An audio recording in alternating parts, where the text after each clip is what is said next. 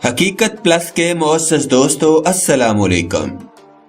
Christ church حملہ آور کو روکنے والا پاکستانی ہیرو۔ مزید ڈسکس کرنے سے پہلے آپ سے گزارش ہے چینل کو سبسکرائب کر کے بیل کے نشان کو دبا دیجیے۔ کرائسٹ چرچ میں مساجد پر حملوں میں 2 پاکستانی شہریوں کے شہید ہونے کی تصدیق ہو گئی۔ دونوں باپ بیٹا ہیں، ان کا تعلق ایبٹ آباد سے ہے۔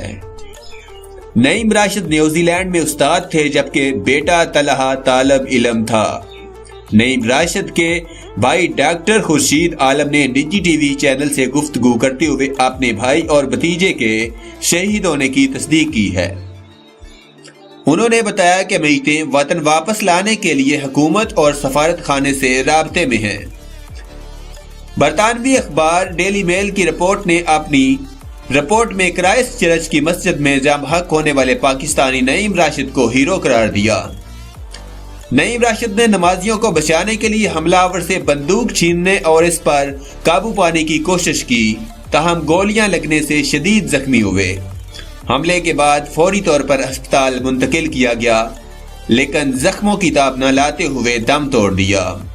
فائرنگ کا ایک زخمی محمد امین حفظ آباد کا رہائشی جبکہ دوسرے زخمی عریب احمد کا تعلق کراچی سے ہے۔ قبل ازیں دفتر خارجہ نے بتایا تھا کہ واقعے میں 4 پاکستانی شہری زخمی اور 5 لاپتہ ہیں۔